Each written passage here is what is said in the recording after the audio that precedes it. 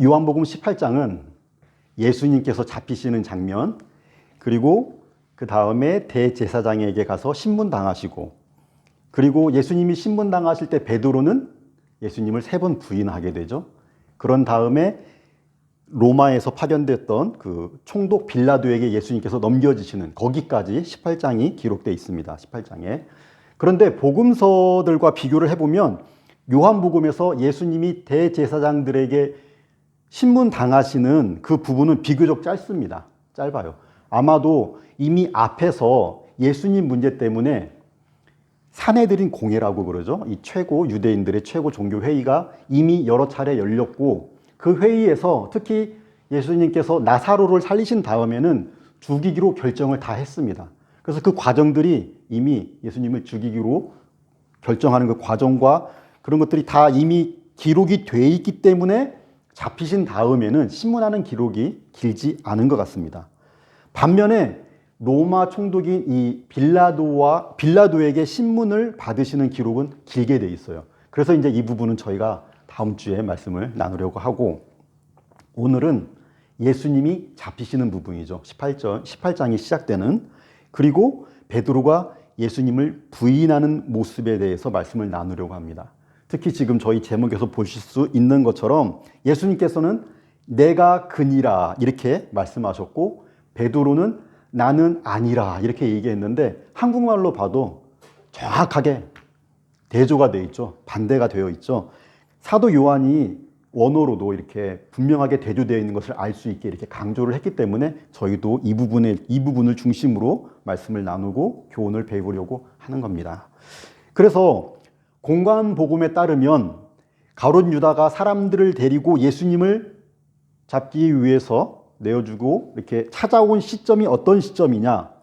예수님께서 기도하신 뒤에 내 뜻대로 마시고 아버지 뜻대로 하옵소서라고 기도를 마치신 직후에 유다가 찾아옵니다. 요한복음에는 그런데 그 기도는 생략되어 있고, 예수님께서 이 겟세마네 동산에 가신 장면과 그리고 나서 바로 유다와 사람들이 오는 그런 장면으로 바로 연결이 된다고 그렇게 지난주에 말씀을 드렸죠. 그래서 이 장면을 저희가 보게 되면 유다가 군대와 대제사장들과 바리새인들에게서 얻은 아랫사람들을 데리고 등과 횃불과 무기를 가지고 그리로 오는지라 그랬는데, 여기에 쓰인 이 군대라는 이 단어가 헬라어로 스페이라라는 단어인데, 이 단어는 최소한 200명에서 600명 정도 되는 그런 병력의 부대를 말할 때 쓰는 거예요. 그러니까 부대의 목적에 따라서 한국에서는 예를 들면 대대라고 이렇게 얘기하는데, 소대, 중대, 대대, 연대, 대대란 대대급이 되는 거예요. 200명일 수도 있고 600명일 수도 있고, 정확한 숫자는 저희가 알 수 없지만 예수님 잡으려고 최소한 200명 이상이, 그것도 지금 무장한 당시 세계 최고의 로마 병사들이 동원이 됐습니다. 그리고 거기에다가 이 종교 그 지도자들이 보내준 그 아랫사람들까지 같이 합세해서 상당히 많은 수의 사람들이 이 깊은 밤중에 등불과 횃불을 밝히면서 그 겟세마네 동산, 겟세마네가 올리브를 짜는 틀이 있는 곳이라는 것이거든요. 그러니까 올리브 동산이에요. 올리브 과수원. 이 과수원에 수백 명이 그 밤에 등불을 들고 칼을 차고 가득 채우고 있는 그런 모습을 한번 생각해 보세요. 몇 명이 와서 그렇게 간 게 아니에요. 전쟁 같은 분위기일 거예요. 전쟁 같은 분위기. 과수원을 가득 채운 그런 상황에서 지금 예수님께서 이런 상황에서 있을 일들을 다 아시고 그들에게 나아가셔서 말씀하셨죠. 너희가 누구를 찾느냐? 다 아시는 분이 누구를 찾느냐라고 묻는 것이 조금 이상하긴 하지만 왜 이런 말씀을 하셨는지 설명은 조금 뒤에 하기로 하고, 여기에서 더 중요한 것은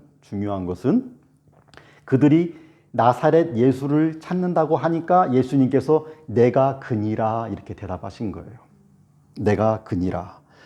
유명한 영어 성경들을 제가 버전들 몇 개를 이렇게 살펴봤더니 내가 그니라 하는 이 부분을 I am he라고 이렇게 번역을 했어요. 그러니까 한국말하고 똑같죠. 내가 그니라 I am he 이렇게 번역을 했는데, 실제 헬라어로 되어 있는 이 에고 에이미는 정확하게 I am입니다. I am. 그렇게 번역을 해야 돼요. 특히 이 요한복음에는 I am이라는 이 단어가 예수님의 정체를 드러내는 그런 비유에 굉장히 많이 쓰였어요. 특별히 다른 성경에는 없는, 다른 그 공간복음에는 없는 나는 생명의 떡이다. 예를 들면 I am the bread of the life. I am. 나는 세상의 빛이다. I am the light of the world. 나는 길이요 진리요 생명이다. I am the way, the truth, the life. 나는 양의 문이다. 나는 선한 목자다. 나는 참포도나무다. 나는 부활이요 생명이다. 다른 복음서에는 없는 요한복음에만 있는 표현입니다. 예수님께서 자기 정체성을 나타낼 때 사용했던 7번을 사용했던 I am이에요. 에고 에이미. 그리고 오늘 본문에서는 이 사람들이 누구를 찾느냐? 나사렛 예수를 찾는다. 그랬을 때 여기에서 에이미 하면 끝나는 거예요, 사실은. 대화를 할 때는 에고 에이미 이렇게 얘기하는 게 아니라 에이미 하면 의미가 통해요. 내가 그 사람이다라는 게. 지금 대화가 되고 있으니까. 영어로 그냥 am 하면 되는 거예요, 영어로는. 헬라어상으로는. 그런데 예수님께서 굳이 여기서 에고 에이미를 사용하셨다라는 거죠. I am이라고. 왜 그러셨느냐? I am 하면 생각나는 게 있습니까, 여러분? I am who I am. 나는 스스로 있는 자다. 하나님의 이름을 사용하신 겁니다. 본인이 하나님이심을 밝히신 거예요. 단순히 I am he, 내가 그 사람이야, 너희가 찾는 사람이야 라고 확인만 시켜주시기 위해서 대답하신 것이 아니라 성자 하나님의 정체성을 분명하게 여기에서 밝히셨다라는 것이죠. 그 증거가 무엇이냐? 왜 이렇게 설명할 수 있느냐? 이어지는 6절을 보면 이 설명이 확실하다는 것을 알 수가 있어요. 예수님께서 그들에게 내가 그니라 하실 때에 그들이 물러가서 땅에 엎드러지는지라. 로마 병사들 수백 명이 칼 차고 와가지고 예수님께서 I am he, 그러니까 물러가면서 엎드러졌다 그랬습니다. 왜 이런 일들이 일어났을까요? 수백 명이 동시에. 그 자리에 분명히 있었던, 지금 이 기록을 하고 있는 사도 요한이 I am이라고 그렇게 예수님께서 말씀하시니까 이 사람들에게 이런 일이 있었다는 것을 역사적인 사실이죠. 이걸 기록하고 있는데 구약에 보면 항상 하나님께서 말씀하실 때, 임재하실 때 듣는 사람들은 어떻게 됐을까요? 엎드러졌어요, 항상. 하나님의 말씀을 듣고 하나님의 임재 가운데에서 물론 직접 보지는 못하지만 꼿꼿하게 저희가 서가지고 있을 수가 없죠. 하나님이 나에게 말씀하시는데. 예를 들자면 창세기 17장에 아브라함이 엎드렸더니, 그러니까 1, 2절에서 하나님께서 아브라함에게 말씀을 하기 시작하시니까 아브라함이 듣고 엎드린 거예요. 그러니까 하나님이 더 말씀을 해주시면서 이 창세기 17장은 특별히 아브람을 5절에서 아브라함으로 이제 바꿔주시는 거예요, 이름을. 하나님 앞에서 아브라함도 엎드렸던 모습을 볼 수 있습니다. 하나님의 임재 앞에서 엎드리는 그 모습이에요. 예수님께서 하나님이심을 계시하는 순간 거기에 있던 사람들이 예수님이 누구인지 믿고 안 믿고를 떠나서 자기의 의지와 상관없이 하나님이신 예수님 앞에서 물러나고 엎드러질 수밖에 없었던 겁니다. 그래서 이 기록을 통해서 저희가 알 수 있는 것은 대로마 제국의 그 병력들이 수백 명이 예수님을 잡으러 왔고, 그래서 그들의 위세와 그들의 압도적인 그 무력 앞에서 예수님께서 무기력하게 굴복하고 붙들려서 끌려가신 것이 아니라는 것을 이야기해 줍니다.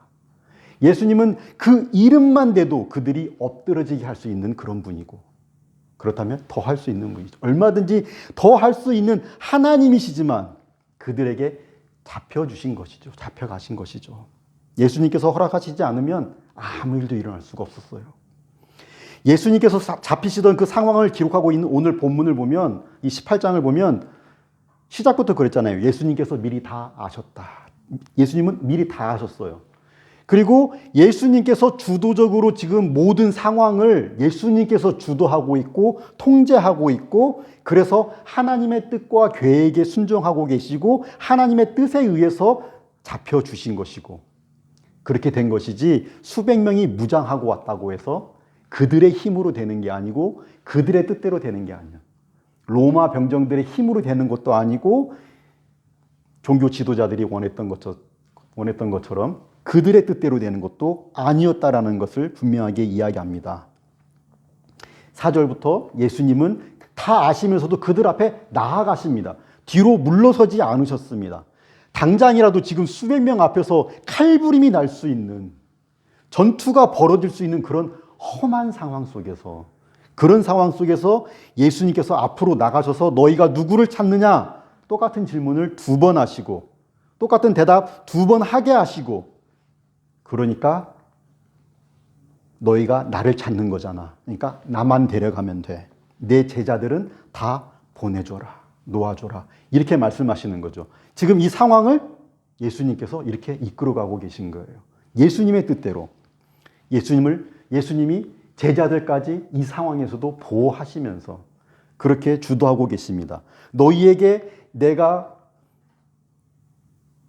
그니라 하였으니 나를 찾거든 이 사람들이 가는 것은 용납하라.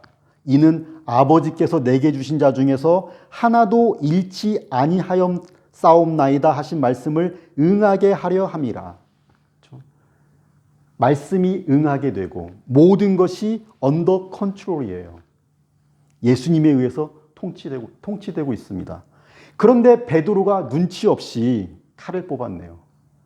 그래서 말고나는 사람의 귀를 자르게 되고 이런 돌발 사고도 있었지만 이 상황에 대해서 다른 복음서에 보면 귀를 자른 사람이 베드로였고 귀가 잘린 사람이 말고였다라는 이름들이 안 나와요. 제자 중에 하나가 그렇게 배웠다 그랬고 대제사장의 종 중에 한 명이 귀가 잘렸다 이렇게 얘기하지 자세한 이름이 안 나옵니다. 그런데 사도 요한은 유일하게 이 사람들의 이름을 적어주는, 꼼꼼하게 이렇게 이 사건을 기록을 하면서도 그러면서도 이 사건에 대해서 다른 얘기는 안 해요. 예를 들면 칼로 흥한 자는 칼로 망한다. 이런 이야기 요한복음에는 없어요. 이 사건에서는 딱 이 말씀만 하십니다. 아버지께서 주신 잔을 내가 마시지 아니하겠느냐, 이 말씀만 하시는 거예요. 그러니까 지금 일어나는 이 모든 일들이 아버지가 주신 잔이에요. 아버지의 계획대로 되고 있는 거예요. 그렇기 때문에 이 일의 끝도 저들이 원하는 대로 되지 않아요. 예수님께서 잡혀가 주시고 십자가에 달리는 일이 있다 하더라도 인간들이 보기에 그것은 예수님이 패배한 것 같고 예수님이 실패한 것 같고 비극으로 끝나는 것 같지만 절대 그렇게 끝나지 않을 것이라는 것을 저희가 알 수 있습니다. 모든 것이 하나님의 뜻대로 되고 있고 모든 것이 오직 하나님의 뜻만 이루어질 것입니다. 그리고 실제로 이 글을 읽는 저희도 그렇고 초대교회 우리 성도들도 그렇고 모든 것이 하나님의 뜻대로 이루어졌음을 저희가 알고 있습니다. 예수님의 고난과 십자가는 패배가 아니었어요. 비극이 아니었습니다. 전능하신 창조주 하나님, 신실하신 사랑과 은혜의 하나님께서 예수님의 십자가를 통해서 죄와 사망을 이기고 승리하게 하셨고 예수 그리스도께서 부활하게 하셨고 이 진리를 믿는 모든 성도들에게 영생을 허락해 주셨습니다. 예수님께서 그래서 최후의 만찬에서 제자들에게 마지막에 하신 말씀이 이겁니다. 같이 한번 읽어볼까요? 16장 33절. 이것을 너희에게 이르는 것은 너희로 내 안에서 평안을 누리게 하려 함이라. 세상에서는 너희가 환난을 당하나 담대하라. 내가 세상을 이기었노라. 아멘. 예수님께서 십자가를 통해서 죄와 사망을 이기고 승리하셨습니다. 고린도전서에서 이렇게 말씀합니다. 십자가의 도가 멸망하는 자들에게는 미련한 것이요 구원을 받는 우리에게는 하나님의 능력이라. 십자가의 도, 가장 질이 나쁜 범죄자들만 매달아 죽이는 게 십자가죠. 그런데 그 십자가를 통해서 그 십자가에 달려 죽은 사람이 구원자고 우리를 구원하신 그리스도라고 말하는 것이 멸망하는 자들에게는 미련한 소리예요. 어떻게 십자가에 달린 사람이 우리를 구원할 수 있느냐? 어떻게 부활할 수 있느냐? 하지만 구원받는 우리는 하나님의 능력이라는 것을 알 수 있습니다. 그 사실을 믿습니다. 십자가는 잘못된 것이 아닙니다. 믿는 사람들에게 십자가는 잘못된 것이 아닙니다. 예수님을 믿어도 삼위일체 하나님과 함께 동행하는 삶 속에서도 예수님께서 제자들에게 마지막에 말씀하신 것처럼 세상에서는 저희도 환난을 당할 수도 있습니다. 십자가를 지고 가는 것처럼 인간적으로 너무 힘들 때도 있고 실패하는 것 같고 패배하는 것 같은 그런 순간도 있을 수 있고 암울한 그런 길을 지나갈 때도 있습니다. 사망의 음침한 골짜기 같은 곳을 지나갈 때도 있어요. 하지만 그 모든 것이 예수 그리스도를 믿고 하나님을 믿는 하나님의 자녀들에게는 우리 하나님의 언더 컨트롤, 모든 것이 하나님의 통제 안에 있다는 사실을 저희가 믿으시기 바랍니다. 모두가 믿으시기 바랍니다. 하나님을 사랑하는 자, 그 뜻대로 부르심을 받은 자들에게 패배는 없다. 하나님께서 모든 것이 합력하여 선을 이루게 하신다는 분명한 사실을 믿으시고 오직 믿음으로 항상 소망을 가지고 담대하게 살아가는 저와 여러분 되시기를 축복합니다. 이처럼 수백 명의 무장한 군인들이 또 종교 지도자들이 보낸 사람들, 그 아랫 사람들, 그 사람들 앞에서도 예수님은 자신의 정체를 분명하게 내가 그니라, 에고 에임이 이렇게 분명하게 드러내셨죠. 그리고 모든 상황을 주도적으로 통제하셨습니다. 이런 예수님의 모습과 대조되는, 반대되는 모습이 말씀드린 것처럼 베드로의 모습입니다. 베드로는 문 지키는 여종 앞에서도, 군사들도 아니고 문 지키는 여종 앞에서도 나는 아니다 라고 이렇게 이야기했어요. 근데 보시는 것처럼 헬라어에서도 우크 에임이 일부러 한 단어만 바꾼 거죠. I'm not. 이렇게 해서 대조를 지금 강조하고 있는 겁니다. 그런데 여러분, 이런 베드로의 모습이 비굴해 보이고 이 베드로의 모습이 너무 못난 것 같지만 사실 그렇기도 하지만 그런 면도 있지만 저희가 분명히 알아야 되는 것은 이 베드로가 12명의 예수님의 제자 중에서 가장 열심히 있었던 사람이라는 거예요. 가장 열정적인 사람이었어요.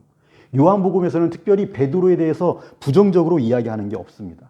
베드로는 가장 열정이 있는, 어떻게 보면 가장 12명 중에서는 모범적인 제자였어요. 예수님께서 그래서 베드로가 이렇게 부인할 것을 미리 예고하시는 그 장면을 최후의 만찬 때 예고하시는 장면을 제가 설교를 하면서 그런 이야기를 했었죠.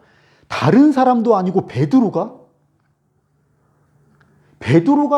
예수님을 부인하고 배신할 거라는 그런 예고를 했을 때 다른 사람들은 더 충격적이었고 이런 상황에 대해서 더 놀라고 두려울 수밖에 없었을 거라고 그렇게 이야기했습니다. 누가 봐도 베드로가 가장 충성했는데, 누가 봐도 가장 열정적인데 그런 베드로가 예수님을 부인하는 그런 상황이 닥칠 거라는 것인가?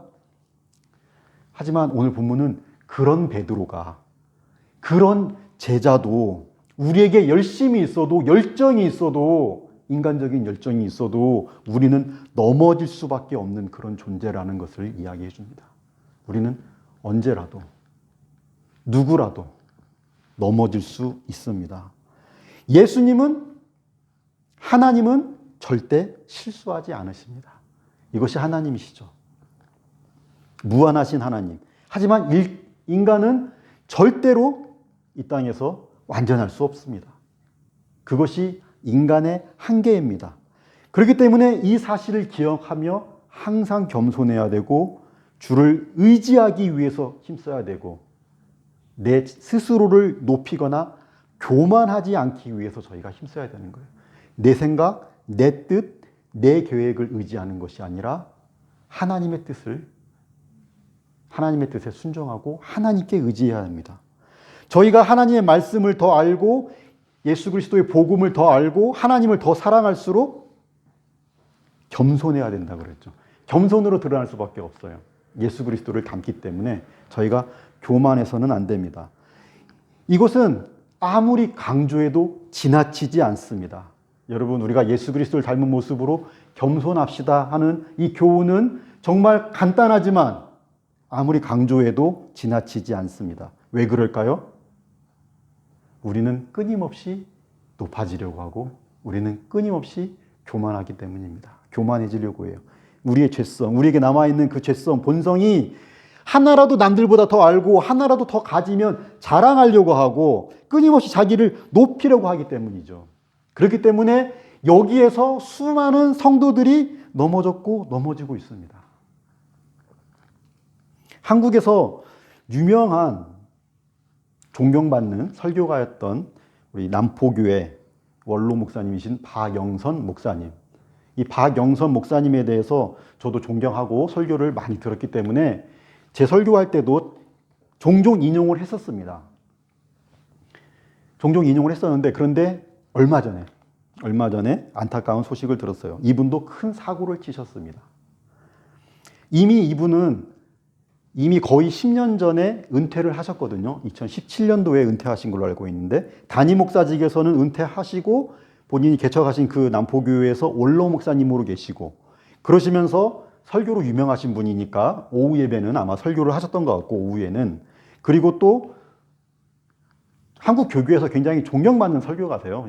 저희 교단에도 여기까지 오셔서 미국으로 오셔서 설교도 해주시고 존경받는 그런 분이셨는데 그런데 본인이 10년 전에 그 담임 목사직을 물려주신 그 담임 목사하고 안 맞는 게 있다. 그렇게 주장을 하시면서 이게 잘못된 거죠. 은퇴하셨는데 안 맞는다. 그러면서 이 교회에 본인의 아들이 부목사로 있었던 거예요. 그러니까 나는 내 아들 데리고 내가 나가겠다. 그러니까 개척 자금을 40억을 내놔라. 교회를 담보를 잡고 40억을 내놔라. 본래 이 교회가 부목사님들이 이렇게 섬기시다가 나가시면 한 3억에서 4억 정도를 이렇게 지원을 해주는 아주 그렇게 훌륭한 귀한 그런 교회였는데 지금 원로 목사님은 내가 아들이랑 나갈 테니까 10배를 내놔라 이렇게 된 거죠. 그리고 이게 이렇게 요구하는 이 과정에서 굉장히 큰 문제가 발생하고 무리를 빚은 거예요. 교회에서 담보를 해가지고 40억을 해드리고 너무하잖아요. 사실 그게. 근데 제가 이런 이야기를 하는 것은 남의 우리 그것도 선배 목사님의 잘못에 대해서 막 이렇게 이야기하면서 그분 어떤 걸 막 비판하고 그러려고 하는 것이 아니라 물론 잘못하신 것은 사실이지만 두둔할 일도 아니지만 그분을 비판하려고 제가 선배를 비판하려고 이런 말씀을 하는 것이 아니라 제가 오래전에도 이런 일들이 교회에 종종 있으니까 어떤 집사님하고 이야기를 한 적이 있었는데 그 집사님이 그렇게 말씀하시더라고요. 그런 사람들은 본래 그런 사람들이었다. 본래 욕심 많고 나쁜 사람들이고 그런 사람들인데 자기 욕심 채우려고 목사 된 사람들이다. 처음부터 그게 목적이었다. 이런 식으로 막 화가 나가지고 말씀하시고 그랬었는데 물론 그런 사람도 제가 뭐 없다고는 못하겠습니다. 그런데 더 많은 사람들이 훨씬 더 많은 사람들이 더 많은 목사님들이 문제를 일으킨 목사님들 중에서도 처음부터 그렇게 작정했다기보다는 사람은 누구나 그렇게 넘어질 수 있다는 것을 저희가 알 수 있어야 돼요. 알아야 돼요. 그러니까 실수를 누구라도 할 수 있다는 것이죠. 그분도 실수하신 가능성이 더 크다는 것이죠. 그분이 본래 나쁜 사람이어서가 아니라. 이번에 박영선 목사님 이 사건이 있은 뒤에도 제가 일부러 기사가 있으면 좀 살펴보면서 존경했던 분이니까 댓글도 좀 이렇게 읽어봤는데 아닌 게 아니라 댓글을 보면 이분의 이 사건을 통해서 20분의 30년 넘는 그 목회 전체를 다 그냥 가짜로 이분의 그 지금까지 30년 동안 은혜를 많이 이렇게 입혔던 그 설교들도 다 거짓말로 부정해버리는 그런 댓글들을 보면서 정말 마음이 아팠습니다. 이분은 그냥 처음부터 다 가짜였다라는 거예요. 그렇게 존경했던 만큼 상처받은 분들의 그 마음도 이해할 수 있지만 그럼에도 불구하고 저희가 이렇게 치부하는데 이렇게 생각하는데 큰 문제가 뭐냐면 이런 태도에서 저희가 조심해야 되는 것은 그런 사람 따로 있고 그렇지 않은 사람 따로 있는 게 아니라는 거예요. 계속 말씀드리지만 그런 사람 따로 있다고 생각하면 그렇게 한 사람은 그 인간은 나쁜 인간이라 그런 거고, 그거 안 하고 있는 나는 절대 앞으로도 그런 거 안 할, 나는 좋은 인간이에요. 나는 앞으로 절대 실수 안 할 것처럼 생각하는 게 되는 거예요. 베드로도 그렇게 생각했어요. 베드로도 이렇게 이야기했어요. 모든 사람이 다 주를 버릴지라도 나는 결코 버리지 않겠나이다. 베드로도 이렇게 얘기했어요. 요한복음에서는 주를 위해서 나는 내 목숨 내놓겠습니다. 내 목숨을 버리지 주님을 버리지 않겠습니다. 이렇게 이야기했습니다. 베드로가 계산적으로 거짓말했을까요? 아니죠. 진심으로 얘기한 거예요. 진심으로 그렇게 하고 싶었을 거예요. 그런 거죠. 정말로 베드로가 나쁜 인간이고 그랬으면 예수님께서 선택하지도 않으셨을 거예요. 이게 진심이었어요. 하지만 막상 진짜로 내 눈앞에 내가 죽을 수도 있을 것 같은 그런 상황이 닥치니까 베드로가 그렇게 하지 못한 거예요. 이것이 인간의 한계예요. 저희 모두의 한계입니다. 그래서 한 주석가는 이렇게 이야기했습니다. 베드로의 가장 큰 문제는 뭐였냐면 남들은 다 이렇게 못 지켜도 자기는 지킬 수 있다라고 스스로를 믿은 것이다. 그러니까 스스로를 과신한 것이 베드로의 문제였다. 나는 절대 그런 사람 아니다. 그래서 저희가 이 박영선 목사님의 스승, 박윤선 목사님의 가르침을 되새겨야 해요. 이미 여러 번 말씀드렸지만 저희 마음속에 새겨야 될 박윤선 목사님의 교훈, 이미 여러 차례 말씀드렸습니다. 박윤선 목사님은 한국인 최초로 신구약 성경의 주석을 쓰신 분입니다. 그리고 이분은 신학자로도 교수로도 또 정말 신앙인으로 목회자로도 돌아가신 지 지금 40년이 넘었는데도 저 같은 사람도 존경할 정도로 존경받는, 한국에서 가장 존경받는 목회자를 뽑으면 지금도 꼭 거기에 들어가시는 그런 분이 이 박윤선 목사님이에요. 돌아가신 지 40년이 됐는데 이분이 보니까 82세에 88년도에 돌아가셨더라고요. 그런데 80세가 되셨을 때 이 교수님에게서 배웠던 제자 교수들 또 제자 목사님들 앞에서 이분이 하신 말씀이, 여러분 저는 80년 묵은 쇳덩어리입니다 라고 하셨다라는 것이죠. 그래서 저희가 이 말씀을 저희가 늘 기억하고 이 귀한 선배님의 이 신앙을 저희가 본받아야 된다고 했어요.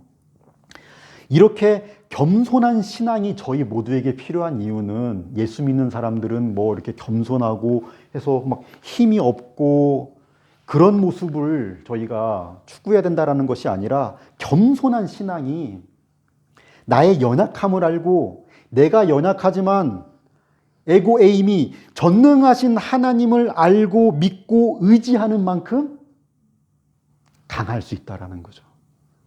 진짜 강함은 내 열심으로 되는 것이 아니라, 나를 의지하고 내 자신으로 되는 것, 자신감으로 되는 것이 아니라, 진짜 강하신 전능하신 하나님을 알고 나의 연약함을 알고 의지하는 만큼 강할 수 있기 때문이에요. 나의 부족함을 알고 전지하신 omniscience, 전지하신 하나님을 알고 의지하는 만큼 참된 지혜를 가질 수가 있잖아요. 내 것으로 가득 차 있으면 하나님의 것으로 채우지를 못해요. 나의 부족함을 알고 하나님 앞에 나아가야 하나님의 것들로 채워지는 것이죠. 나의 가진 모든 것이 하나님께서 은혜로 받은 것, 하나님께서 은혜로 베풀어 주신 것이라는 그런 겸손한 신앙이 있을 때, 자격 없는 나에게 하나님께서 주신 것이라는 그런 겸손한 마음이 있을 때 작은 거 하나에도 너무 감사한 거예요. 저희가 이렇게 모여서 작은 수가 모여서 이렇게 예배 드리지만 너무너무 감사한 거예요. 감사하니까 너무나 기쁜 거예요. 예배 드릴 때마다, 여러분들 바라볼 때마다. 그러니까 이렇게 작으면서도 누리는 거예요. 기쁘니까, 감사하니까 그만큼 누릴 수가 있는 거예요. 교만하면 못 누리는 거예요. 그건 가짜예요. 내 거밖에 없어요. 자격 없는 내가 받은 은혜를 알기 때문에 자랑하는 것이 아니라 그것으로 섬기게 되는 거죠.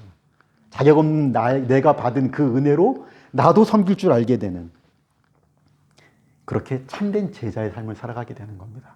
그래서 겸손한 신앙이 저희들에게 필요합니다. 스스로 높이는 신앙이 아니죠. 세상을 닮은 교만은 하나님 앞에서 낮아지게 되고 사람들에게도 인심을 잃잖아요. 교만한 사람을 좋아하는 사람은 없습니다. 잠언서에 말씀하죠. 교만은 패망의 선봉이다. 거만한 마음은 넘어짐의 앞잡이다. 거만하고 교만하면 반드시 넘어집니다. 인간의 그것이 한계입니다. 반면에 겸손하면 존귀의 길잡이다. 심령이 가난한 자는 복이 있나니 천국이 그들의 것이다. 가난하고 부족함을 알기 때문에 하나님 앞에 나아가는 사람들이 하나님께서 주시는 은혜를 풍성하게 더 누리게 되는 겁니다. 예수 그리스도를 닮은 겸손한 신앙, 은혜를 사모하는 이 가난한 심령으로 우리 모두가 주님을 더욱더 의지하면서, 그래서 주께서 주시는 그 참된 능력, 참된 지혜를 더욱 충만하게 누리고, 그리고 그렇게 예수님을 닮은 모습으로 내 삶 속에서 사랑과 기쁨, 온유와 자비, 화평과 평강을 더욱더 풍성하게 누리는, 이 땅에서도 천국을 누리는, 그래서 천국을 힘있게 전할 수 있는 천국 백성의 삶, 예수 그리스도의 제자의 삶을 살아가는 우리 모두가 되기를 간절히 주님의 이름으로 축원합니다. 함께 기도하시겠습니다. 사랑과 은혜가 풍성하신 하나님, 저희를 자녀 삼아주시고 항상 함께 하시며 인도해 주시고 보호해 주심을 감사드립니다.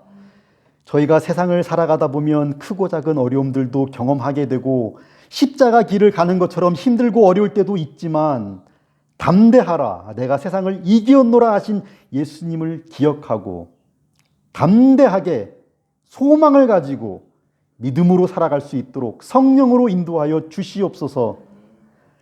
우리의 유일하고 참된 지혜와 능력과 소망과 생명이 되시는 예수 그리스도만을 높이고 의지하는 겸손한 신앙으로 주께서 주시는 은혜를 더욱 풍성하게 누리고 세상에도 나누고 전하는 예수 그리스도의 제자의 삶을 살아갈 수 있도록 저희들 발걸음을 축복하여 주시옵소서. 예수님의 이름으로 기도드립니다. 아멘.